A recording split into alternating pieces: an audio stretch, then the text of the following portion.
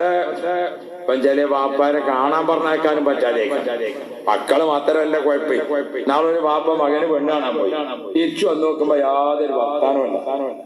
ഒരു ദിവസം കാത്തിട്ട് മൂപ്പരോട് ചോദിച്ചു, അല്ല നിങ്ങളല്ലേ ചെറുക്കന് പെണ്ണ് കാണാൻ പോയിരുന്നത് എന്താ ചോദിച്ചു. അതിനെ ഞാൻ കെട്ടിക്കോളാം, അവനോട് വേറെ കാണാൻ പറയാം.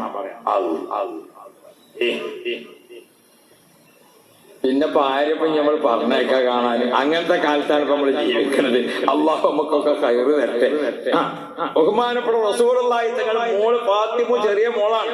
ഫാത്തിമോന് 15 വയസ്സും 5 മാസമായ സമയത്ത് റസൂലുള്ളാഹി ചോദിച്ചു, മോളെ ഫാത്തിമോ ഉപ്പാന്റെ കുട്ടിക്ക് ഒരു കല്യാണം ഉണ്ടാക്കട്ടെ എന്ന് ചോദിച്ചു. ഇപ്പത്തെ കാലത്ത് ചോദിച്ചാൽ എങ്ങനെ ഉണ്ടാവും? നാളെ നമ്മളോടൊന്ന് മേമാരിയാക്ക മകനോട് വെള്ളിയാഴ്ച രാവിലെ ഇങ്ങനെ ചായ കുടിച്ചു തിരുമ്പോ പറഞ്ഞു, അവിടെ എനിക്കൊരു കല്യാണം ഉണ്ടാക്കിയാലോ.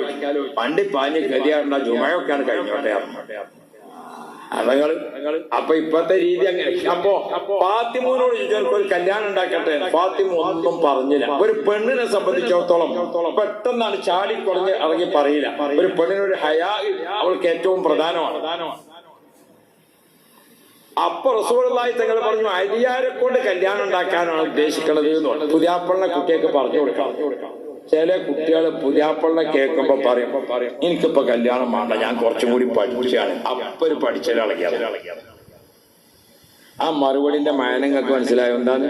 ആ പുതിയാപ്പളിനെ എനിക്ക് പറ്റിയിട്ടില്ല എന്നാണ് എന്റെ മാന. അല്ലാതെ ഓള് പഠിച്ചാൻ കമ്പം പിടിച്ചാണ് എന്നല്ല. അത് മനസ്സിലാക്കണം.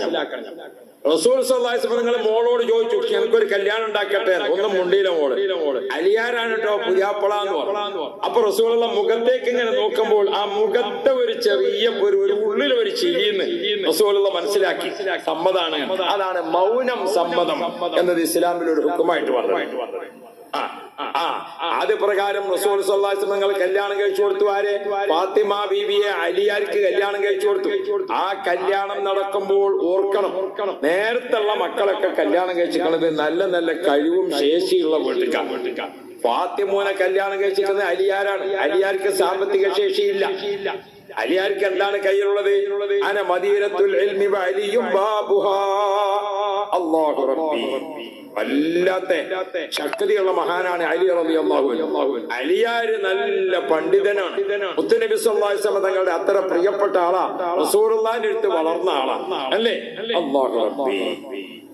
അലി റളിയല്ലാഹു അൻഹുവിനെ കൊണ്ട് ഫാത്തിമോനെ കല്യാണം കഴിപ്പിക്കണം. അല്ലാഹുവേ, ഇപ്പോഴും നമ്മളെ നിക്കാഹൊക്കെ ഇങ്ങനെ നടക്കുമ്പോൾ ആ നിക്കാഹ് കഴിഞ്ഞാൽ അവിടെ ഒരു ദുആ ഉണ്ട്. എന്താ ദുആ? അല്ലാഹുമ്മ അല്ലിഖ് ബൈന ഹാദൈനി സൗജൈൻ. ഈ ഭാര്യ ഭർത്താക്കൾക്കിടയിൽ നീ മനസ്സ്